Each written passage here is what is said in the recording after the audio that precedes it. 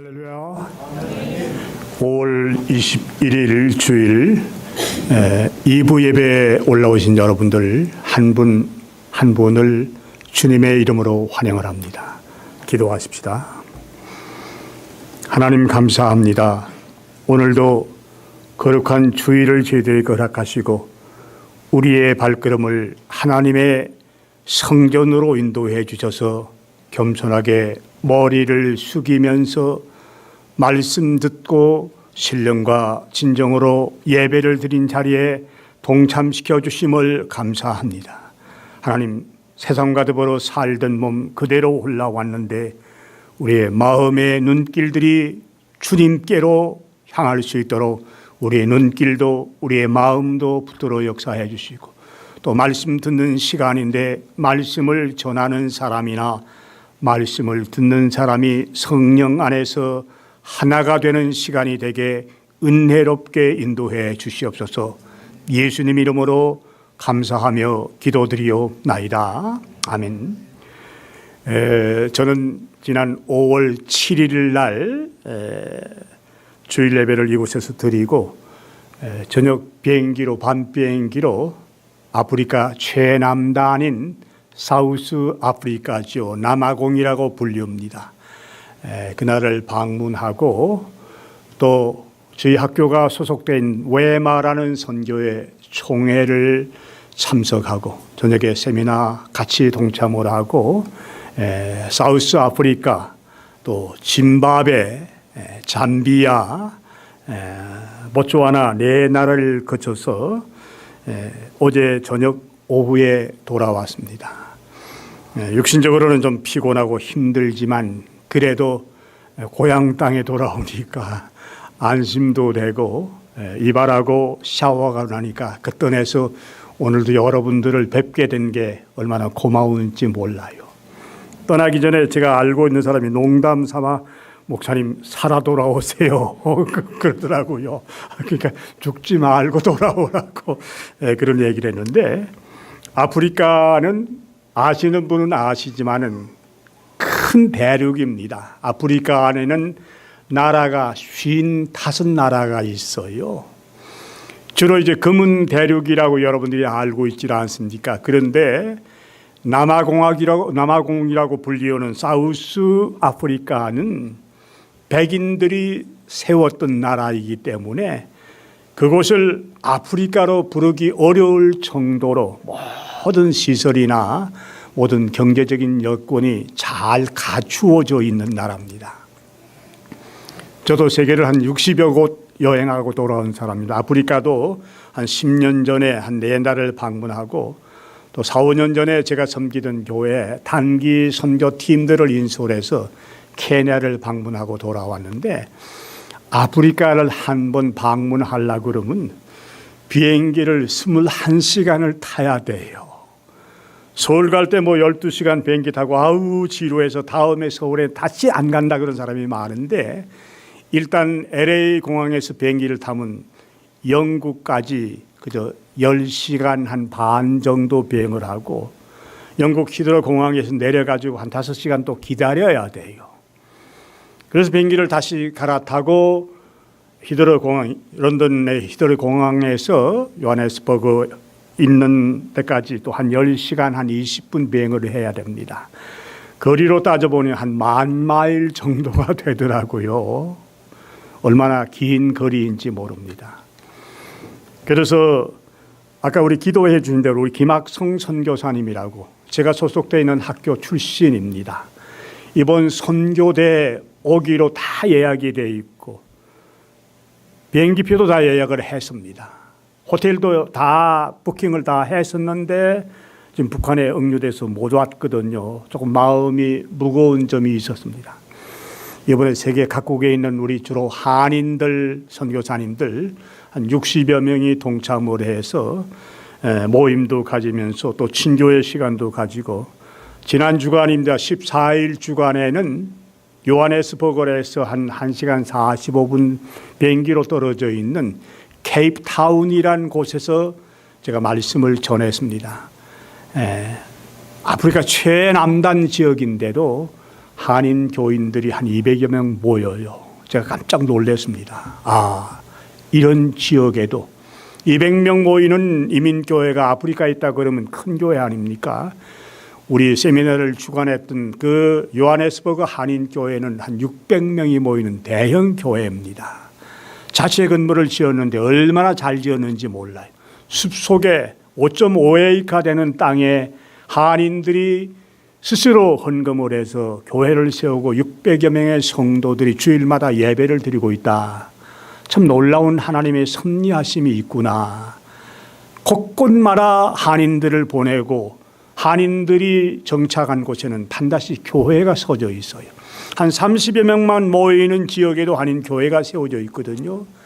지금 세계 180여 개 나라에 한인들 나가 있는 사람이 700만이 넘어요. 그래서 디아스포라가 700만, 어떤 사람은 750만이라고 그러는데, 중국 사람들은 가는 곳마다 식당을 먼저 세우지만은 한인들은 가는 곳마다 교회를 세워가지고 주일날 주의 백성들이 모여서 예배를 드리는 거 참 귀한 모습이구나. 하나님이 마지막 때 우리 한국을 들어서 세계 선교의 한 모퉁이를 감당하고자 하는 계획이 가는 곳마다 눈에 띄고 있구나, 이런 걸 느끼고 왔거든요. 이런 주간 제가 말씀을 전한 케이프타운 한인교회는 어버이 주일이기 때문에 그 젊은 청년들이 많이 있어요. 왜 그러냐 그러니까 유학하기 위해서, 미국에 유학하기가 좀 어려우면 사우스 아프리카는 영어권이기 때문에 그쪽으로 유학생들을 많이 보내요.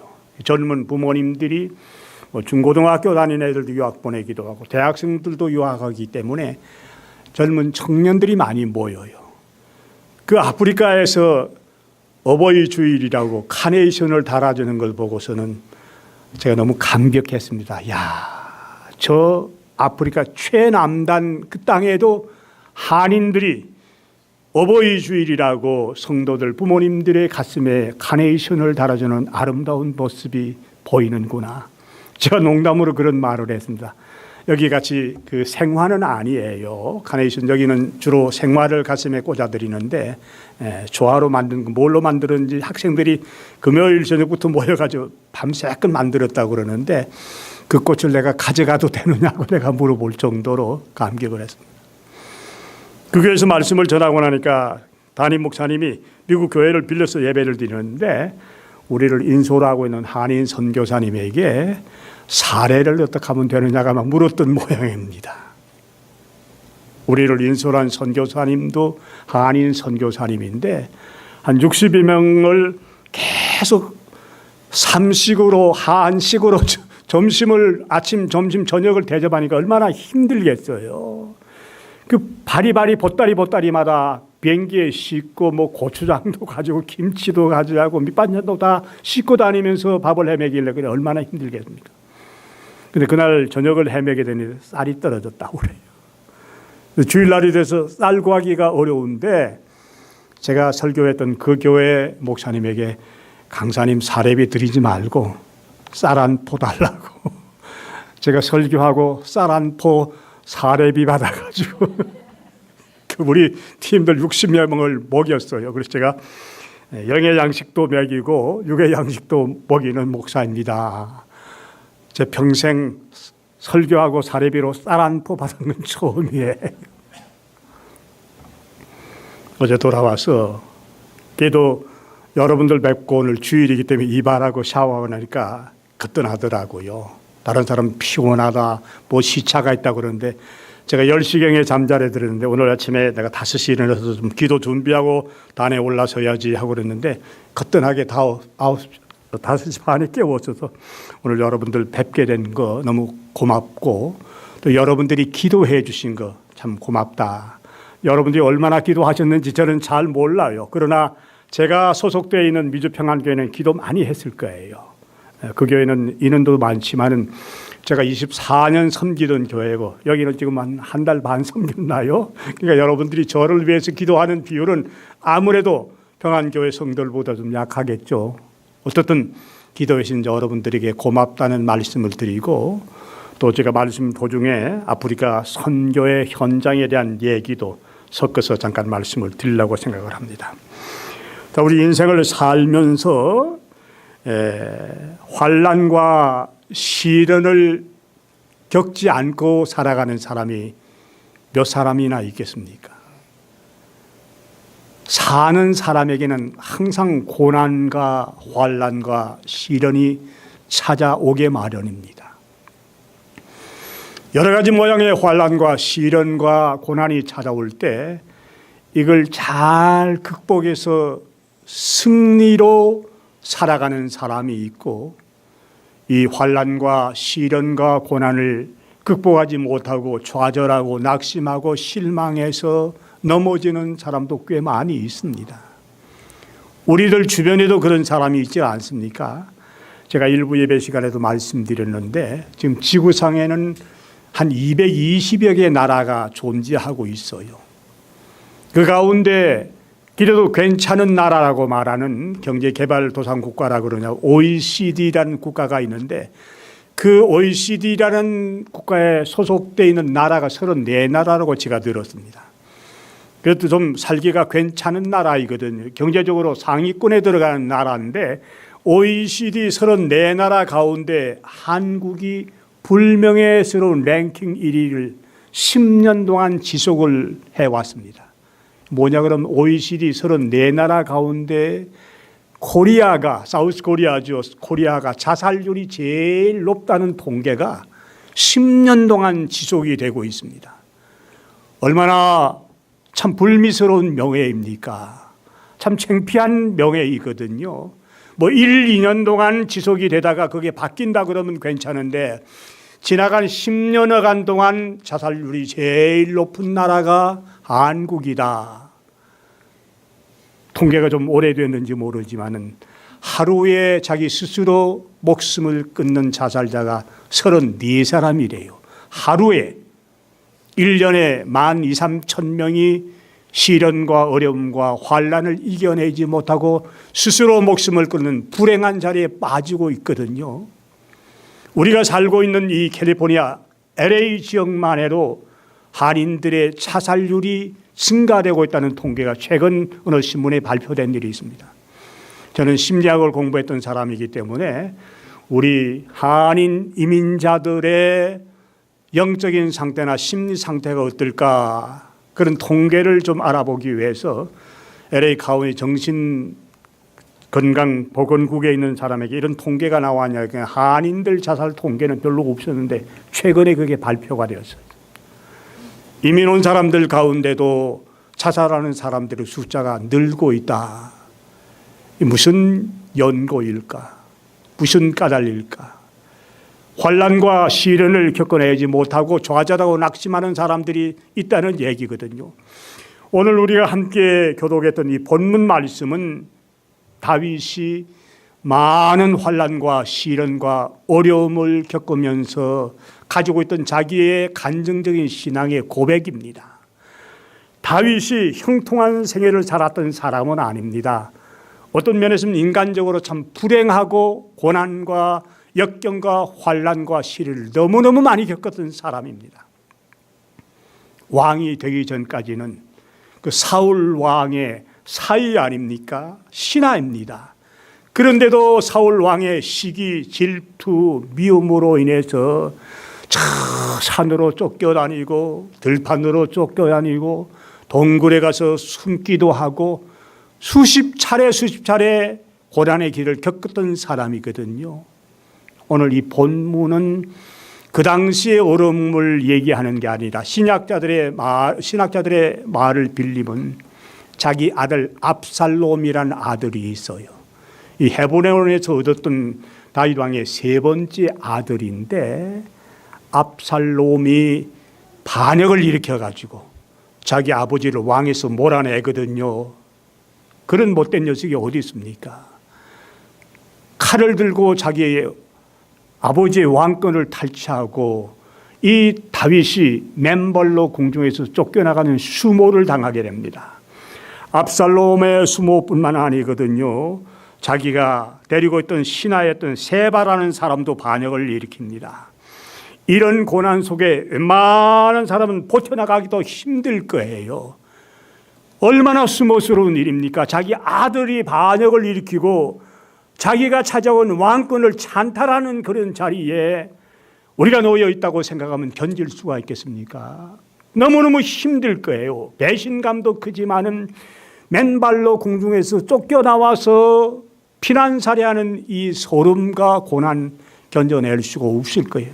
그럴 때 다윗은 여호와 하나님께 대한 분명한 믿음을 소유하고 있었기 때문에 이런 고난과 혼란과 역경 속에 내가 승리했다는 사실을 자기의 간증적인 자기의 신앙의 고백을 오늘 이 말씀을 통해서 저희들에게 전해주고 있는데요.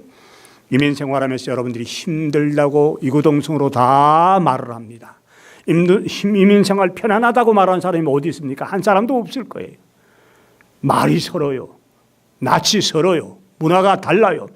이런 곳에서 사는 자체가 힘들다고 이구동성으로 말하고 있지만은 여러분들이 다윗의 삶에 비교해 본다고 그러면 여러분들의 생활은 사실은 어려운 게 아닙니다. 이런 조건 속에는 다윗이 오늘 1절 말씀을 통해서 여호와 하나님이 어떤 분이라는 것을 분명하게 고백을 하면서 여호와 하나님께 대한 신앙이 분명한 사람들은 어려움들을 이겨나갈 수가 있다. 믿음을 통해서 승리할 수 있다는 사실을 고백을 하고 있는데 다윗이 고백한 말씀을 좀 들어보시겠습니까? 1절 말씀입니다. 다윗은 이렇게 고백합니다. 여호와는 나의 빛이요 나의 구원이시니 내가 누구를 두려워하리요. 여호와는 내 생명의 능력이시니 내가 누구를 무서워하리요. 지난날의 삶을 통해서 자기가 죽을 고비를 한두 번 겪었습니까? 수십 차례 겪으면서도 자기는 좌절하거나 낙심하거나 실망하지 않고 여호와 하나님을 향한 이런 신앙을 가지고 승리했다고 고백을 하거든요. 오늘 2부에 올라오신 여러분들도 다윗이 고백했던 그 신앙의 그 고백들을 나의 것으로 만들면서 어려운 이민 생활들을 극복하고 시간마다 승리하며 살아나가야 되거든요. 자, 다윗이 고백했던 말씀 3가지 좀 같이 고백을 해봅니다. 여호와는 나의 빛이다. 여러분도 같이 고백하라는 말씀입니다. 입으로 여호와는 나의 빛이다. 나의 구원이시다. 내 생명의 능력이시다. 확실히 믿으셔야 돼요. 입으로만 고백하는 게 아니라 아하, 그 말씀이 사실이구나. 나에게도 이런 신앙적인 고백이 필요하구나. 이런 사실을 믿는 사람들은 이민생활 힘들고 어렵지만은 승리롭게 이겨나갈 수가 있어요. 다윗만 이기는 게 아닙니다. 여러분들 향한 다윗의 고백이고 하나님의 교훈의 말씀이 아닙니까? 이민생활이 어렵다 다들 그렇게 얘기를 하는데 제가 이번에 사우스 아프리카를 가보고서는요, 아하, 미국에서 신앙생활하는 사람들은 이거 어렵단 말 입 밖에도 내면 되질 않겠구나. 저는 이 아프리카 역사를 사실은 잘 몰라요. 아프리카를 제가 몇 번 방문하고 왔는데도 사우스 아프리카 최남단에 있는 나라 아닙니까? 그 나라의 역사를 잘 모르는데 오기 전날, 그러니까 금요일 날인가요? 그쪽 시간으로 그 시차가 9시가 나기 때문에 목사님들은 여기를 꼭 가보고 가셔야 됩니다. 현지에 있는 선교사님이 저희들을 아프리카 역사 박물관으로 인도해 주셨는데 그 역사를 보고 제가 깜짝 놀랐습니다. 미국의 청교도의 역사는 어느 정도 제가 알고 있는 사람이 1620년에 영국에서 신앙생활하는 사람들이 신앙생활 좀 바로 하고 하나님 바로 섬기면서 말씀대로 살아보겠다는 이런 꿈들을 가지고 대서양을 건너와서 매사추세츠에 정착했던 것은 알고 있는데 아프리카는 본래 흑인들이 살고 있는 곳이거든요. 그 땅을 백인들이 건축을 했다고 그래서 그게 무슨 말인지 잘 몰랐는데 이 1517년이죠. 종교개혁이 일어난 다음에 구라파에 살고 있는 천주교 교인들이 개신교 교인이죠. 프로테스탄트가 저항한다, 반항한다는 그런 뜻이 있지 않습니까? 이 교황권에 저항을 하고 반항한다고 개신교 교인들, 특별히 개혁주의 신앙을 가지고 있는 사람들 얼마나 많이 핍박을 했는지 모릅니다. 프랑스 같은 나라는요, 한 마을 전체를 천주교 교인들이 몰살을 시켰었습니다. 제가 잘 모르고 있던 사실이 있는데, 한 마을 전체에 살고 있는 개신교 교인들을 천주교 신앙을 가지고 있던 그 사람들이 살해를 했거든요. 아기들을 찢어 죽이는 그림들이 나옵니다. 그냥 몽둥이로 패서 죽이는 건 당연한 일입니다. 마을 전체를 박해를 하니까 프랑스에 살고 있던 사람들이, 야, 여기서는 도저히 살 수가 없구나. 하나님 바로 섬기려고 그러면 우리가 새로운 땅으로 건너가야겠구나. 배를 타고 대서양을 건너와서 아프리카 땅에 정착을 하고 최고의 남단인 남아공에 정착을 해서 프랑스 사람들이 세웠습니다. 그 사람들은 청교도는 1620년에 여기 도착을 했는데 그 사람들은 1690년도에 아프리카 땅에 도착을 했고요. 그보다 한 100년 이후에 네덜란드라고 그러죠. 화란이라고 그러는데 거기서도 엄청난 박해가 벌어지게 됩니다. 그러니까 그곳에서 신앙생활하는 사람들이 하나님 공경하고 하나님 말씀대로 살아야 되는데 같은 신앙의 뿌리를 가진 천주교 교인들이 박살내고 확대를 하는데 견지다 못해가지고 그 사람들도 새로운 땅으로 찾아가서 우리가 하나님 공경하면서 바로 살아보자는 이 신앙의 일념으로 건너왔는데요. 6개 그룹들이 건너왔대요. 저는 한 가족이라고 해서 그저 한 가족 한 10여 명 뭐 손자 손녀들 할아버지 다 해서 한 10여 명 되는 줄 알았는데 한 그룹이 한 200여 명씩 되는 이런 6개 그룹들이 와가지고 건너올 때 배를 타고 오면서 소도 끌고 왔어요. 마차도 다 싣고 왔어요. 개도 뭐 싣고 와서 남의 땅에 건너와서 정착한다는 게 얼마나 어렵겠습니까? 그런데 또 인디안들이 있어요. 사나운 인디안들은 처음에는 뭐 백인들하고 물결례를 했다고 그러는데 나중에는 백인들을 공격하는데요. 여자들도 총을 들고 나가서 싸워야 돼요. 그리고 6개 팀들이 와가지고 6개 지역으로 다 나누어집니다. A라는 이 지도자를 중심으로 해서는 왼쪽으로, 서쪽으로, 동쪽으로 어떤 사람은 산을 건너는데 산 높이가 2,500m가 넘는데요. 우리 백두산 높이가 2,774m라고 하는데 얼마나 높은 지대입니까? 이걸 넘어 건너가야 됩니다. 그것도 마차로 가족들 이동을 해야 되거든요. 비탈길을 올라갈 때 마차 바퀴가 빠집니다. 또 고쳐야 돼요. 대장간도 만들어야죠. 인디안들이 공격을 하기 때문에 탄환도 만들어야죠. 눈물 나는 행진들을 계속하는데 그 역사 기록 제가 카메라 다 찍어왔는데 6그룹에 한 마을은 전멸을 하고 한 사람도 살아남지 못했대요. 지금 남아국의 그 지형 이름들이 그때 개척에 앞장섰던 지도자들 이름들, 요한 네스보그라는 것도 요한이라는 사람이 주도했던 그 사람들이 정착한 지역입니다. 그래서 그 사람들이 꼭 가져온 성경 두께가 이만해요. 박물관에 다 보관되어 있는데 제가 가지고 있는 책도 좀 두꺼운 책인데 뭐 좀 얇은 얄팍한 책도 있는데 이만큼 두꺼워요. 그런 책들을 가져와서 어렵고 힘들지만은 주일날은 저는 예배를 드리고 그 사람이 정착하면서 제일 먼저 교회당을 먼저 지어요. 교회당 짓고 나서 그 옆에 뭐 학교도 짓고 상가도 만들고 교회가 중심이 된 하나님 중심으로 생활했던 그 모습이 역사에 기록이 되어 있는데 박해를 흑인들로부터 얼마나 많이 받았느냐. 몽둥이로 맞아 죽은 건 보통이에요. 어린 아기를 갓난 아기 2살도 안 되는 아기를 가랭이를 찢어서 죽인 이런 모습도 있는 걸 보고 아프리카가 흑인의 나라인 줄 알았는데 사실은 백인들이 세운 나라이기 때문에 교육기관들이 참 좋은 대학이 많아요. 사우스 아프리카는 좋은 신학교도 많고요. 그 신앙 가지고 있는 개혁주의 신앙을 가지고 온 사람들이 지금 거의 200년여간 동안 통치하다가 이제 흑인 만델라 정부가 넘어간 다음에 흑인 정부가 들어섰는데 많이 어렵다. 제가 무슨 말씀을 전하고 싶은가 하면 여러분들이 말이 설고나치선 이곳 건너와서 힘들다 그랬는데 여러분들은 신앙의 박해를 받아서 온 사람들은 아니지 않습니까? 한국에서 신앙생활 하지 못해서 너무 박해가 너무 심하기 때문에 나는 신앙 자유를 찾아오기 위해서 내가 미국 이민 가야 되겠다고 그렇게 마음 먹고 온 사람이 어디 있어요? 한 사람도 없지 않습니까?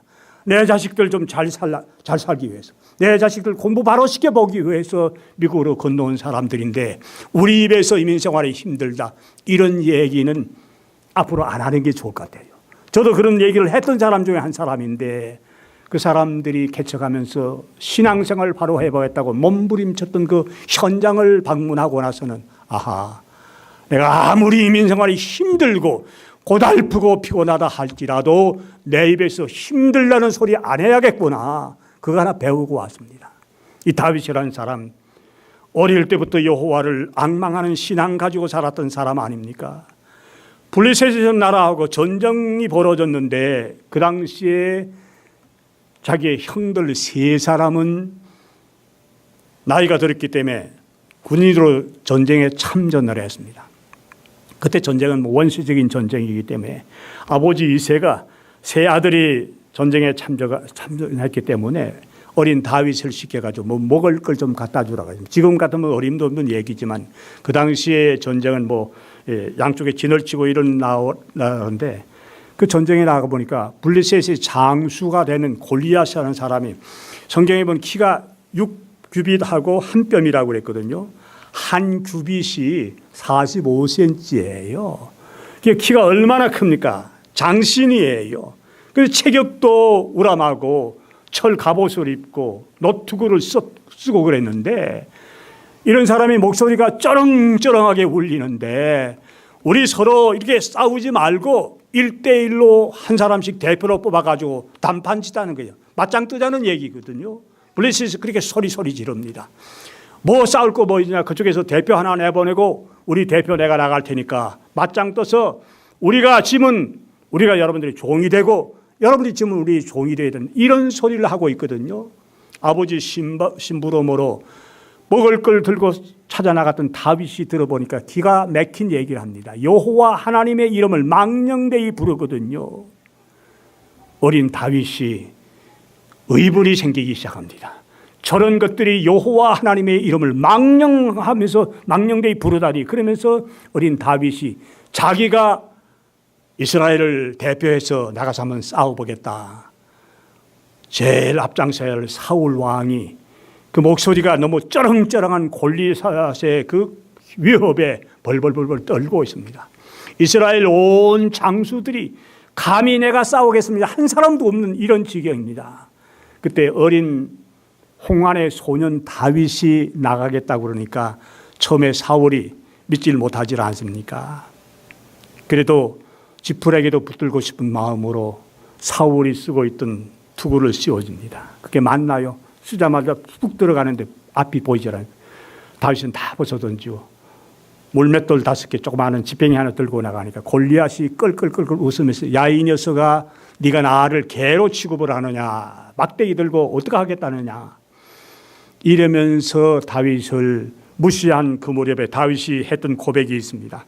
구약성경 사무엘상 17장 45절 그 당시에 전투의 모습이 나타나는데 너는 칼과 단창으로 내게 나오거니와 나는 만군의 여호와 이름 곧 네가 모독하는 이스라엘 군대 하나님의 이름으로 내게 나아가느니라.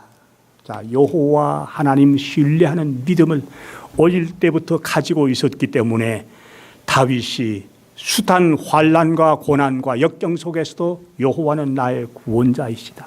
나의 능력이시다. 나의 빛이시다 고백할 수가 있었거든요.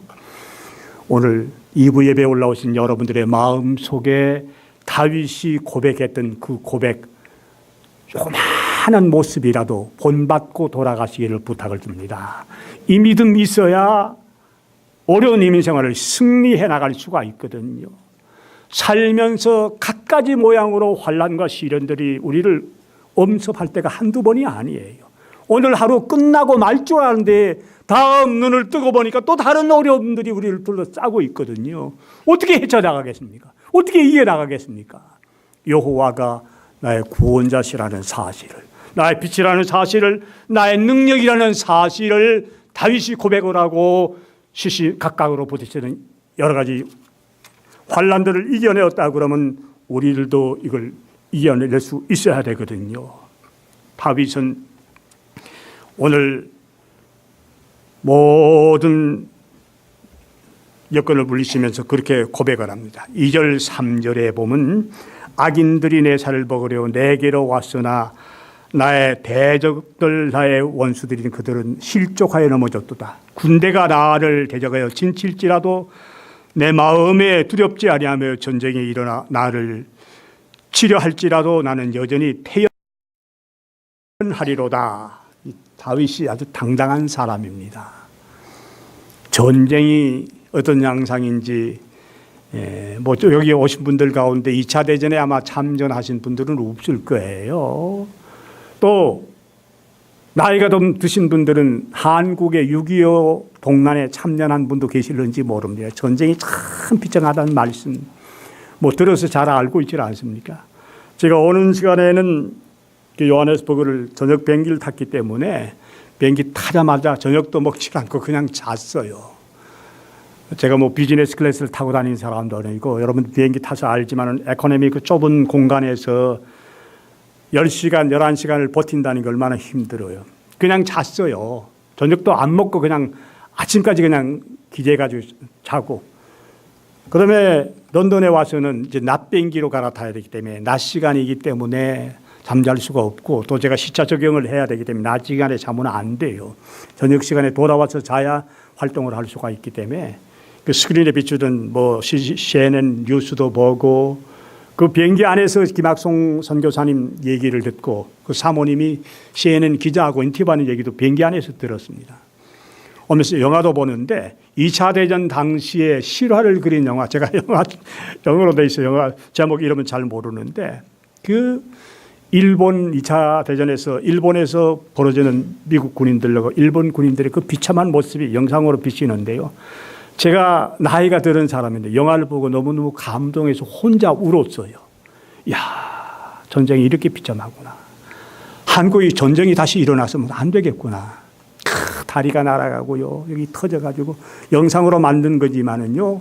피가 쏟구치는 이런 모습이 화면에 비치는데 그런 가운데서 자기 동료를 살려내겠다고 원모 끝까지 군대 생활하면서 자기를 괴롭히고 왕따를 시키던 그 사람들 원수 같은 동료들이지만 끝까지 살려내겠다고 애를 쓰고 있는 연약한 그 사병 한 사람의 얘기가 주인공으로 등장하는 그런 얘기인데 야 전쟁이 무섭구나. 6.25 전쟁 여러분이 잘 알고 있는 전쟁 아닙니까? 6.25 때 참전했던 그 기록들을 제가 조사해 보니까요. 한국군 가운데 14만 9천 명이 꽃다운 젊은 나이에 목숨을 잃었대요. 71만 7천 명이 부상자가 되었다고 그럽니다. 그 다음에 실종된 사람 어디에 있는지 찾지 못한 13만 2천 명이고요. 인명피해를 입은 사람이 100만 명이 넘는다고 기록을 하고 있습니다. 또 한국전쟁이 벌어지고 나니까 16개 나라 유엔국들이 한국을 돕기 위해서 참전하지 않았습니까? 그 사람들은 코리아 나라가 어디인지도 몰라요. 말도 통하지 않아요. 정부의 지시이겠죠. 유엔군들이 참전을 했는데 유엔군들만 전사한 사람이 4만 명이래요. 부상자가 10,000명이 넘는다고 실종된 사가 9,500명, 포로된 유엔군들이 6,200명이래요. 또 미국 군인들 따로 참전하지요. 미국 군인들 젊은 엘리트들입니다. 어디 있는지도 모르는 코리아 나라를 위해서 젊은 사람들이 54,236명이 목숨을 잃었대요. 한국을 위해서. 코리아하고 미국은 무슨 관계가 있었다고 그렇게 자기 젊은 아들들 보내가지고 피를 흘리게 만들었겠습니까? 8,126사람이 부상을 당하고 미군들 군인들 가운데 실종된 사람이 10만 3,283사람이라고 기록이 되어져 있는데 전쟁은 이렇게 비참합니다. 이렇게 무서운 겁니다. 다윗은 사울 왕 때부터 전쟁에 참 많이 참석을 했던 사람이기 때문에 전쟁이 닥쳐온다 할지라도 내 마음의 태연함을 유지하겠다. 보통 사람이 할 수 있는 고백은 아닙니다. 저도 이제 비행기를 타고 내려가는데 그 런던에서 요하네스버그까지 가는데 10시간 반인가 비행기가 많이 흔들거려요. 기류 때문에 막 비행기 뭐 그렇게 큰 비행기도 아닌데 많이 흔들거리는데 사람들이 많이 두려워해요. 야, 이러다가 비행기가 추락하면 어떨까? 저는 그런 가운데서 그냥 자요, 자. 자, 비행기 추락하면 바로 천국으로 올라갈 것이고, 또 하나님이 살려주면 어떤 집사님 말은 살아 돌아오게 되면 또 LA 비전교회에서 말씀 전하게 될 것이고, 이런 마음가짐은요, 태연해요. 우리가 살고 있는 지금 날씨가 더워지니까 어떤 사람은 그러더라고요. 날씨가 더워지면요, 목사님 지진이 난대요. 지진 때문에 두렵게 생각하는 사람이 있을는지 몰라요. 옛날 LA 지역에 4.29 폭탄 나고 나서 많은 사람이 시애틀로 올라갔거든요. LA 못 살 때다. 사람 살 곳이 아니다 그러고 많이 올라갔는데 갔던 사람들이 한 6개월만 다 다시 내려왔었어요. 어딜 가면 살만한 곳이 어디 있겠습니까? 제일 중요한 건 내 마음 속에 여호와 하나님이 나와 함께 해주시고 여호와 하나님이 나의 구원자이기 때문에 어디서 어떤 역경에 처한다 할지라도 마음의 평안함을 누릴 수 있는 태연함을 느낄 수 있는 신앙을 가지는 게 더 중요한 일이 아니겠습니까? 저는 대학원에서 심리학을 공부한 사람이기 때문에 졸업 논문을 쓸 때 저 담당 교수가 당신이 전도사이기 때문에 이거 한번 좀 연구해 보라고 그래요. 무슨 얘기입니까? 그러니까 종교가 사람들의 불안하고 얼마나 영향이 있는지를 좀 조사해 보라고 그래요. 그래서 그분이 가지고 있는 데이터를 주는데 그분이 조사한 거 보면 그때 육군 사관학교 생도들 20살, 21살, 22살 아주 피가 끓는 젊은 청년들 아닙니까? 그 사람들 무슨 두려움이 있겠습니까? 무슨 불안한 게 있겠습니까? 앞으로 한국을 끌고 나갈 간성들을 키우는 육군 사관학교 학생들 300명의 불안 지수를 가지고 데이터를 했는데 걔들도 많이 두려운 생각이 있더라고요. 겉으로 표현을 못하고 있지만은 마음 속에 불안한 마음들이 참 많이 있어요. 그리고 제가 속해 있던 신학대학 학생들 200명인가 300명 잘 모르겠는데 그 사람들에게 데이터를 나누어주고 신앙생활 잘하면서 새벽기도 열심히 나가시는 장로님들, 권사님, 집사님들 세 부류로 나누어 가지고 이 사람들의 마음에 이 불안 지수가 얼마나 각 그룹별로 차이가 있는가 조사를 했는데 놀라운 것은요. 교회에 나오는 권사님들이나 장로님들은 육군사관학교에 다니고 있는 젊은 청년들보다는 가방끈이 훨씬 짧은 사람들이에요. 학벌은 별로 없는 사람들이에요. 그런데 마음의 불안지수는 훨씬 더 얕다. 마음이 평안하다는 얘기입니다. 그런 논문을 제가 대학원 논문으로 발표했던 일이 있는데 이 신앙을 가지게 되면 불안지수도 줄어들게 되어 있어요. 믿어지십니까? 신앙 가지고 있으면서도 뭔가 불안하고 두렵고 자꾸 걱정이 생기고 염려가 되고 이러고 그러면요. 신앙생활 잘하고 있다고는 보기엔 어려워요. 다윗이 마지막에 고백하고 있는 말씀이 뭐냐 그러면 자기는 하나님의 장막에서 하나님과 교제를 가지기 때문에 이런 신앙을 가질 수 있다. 오늘 5절 6절 뒷부분에 있는 말씀이 그 말씀입니다. 하나님과 교제를 가진다는 말씀, 성전을 가까이 한다는 말씀이에요. 자, 우리가 1년에 52주간이 있는데 주일이 기다리지고 있습니까? 몇 사람 안 될 거예요. 마지못해서 올라오는 이런 신앙에서는 좀 벗어나세요. 하나님의 전이 그립고 하나님의 전에 올라가고 싶다는 이런 마음을 가져야지. 저 도살장에 끌려나가는 소같이 마지못해서 마누라 손에 붙들려 왔습니다. 아내 손에 끌려왔습니다. 이런 자세에서는 좀 벗어나자는 얘기거든요. 다윗이 성전 생활은 사실은 별로 못했던 사람입니다. 전쟁에 쫓겨다니고 피난 다니고 이러다 보니까 그렇지만 나중에 왕이 된 다음에 하나님의 집을 자기가 자기 손으로 건축 한번 해봐야겠다고 건축할 수 있는 자재들을 다 모으질 않습니까? 돌도 준비하고 돈도 준비하고 들어가야 할 모든 걸 다 준비했는데 하나님이 다윗의 손으로 하나님의 전을 짓는 걸 허락하지 않았어요.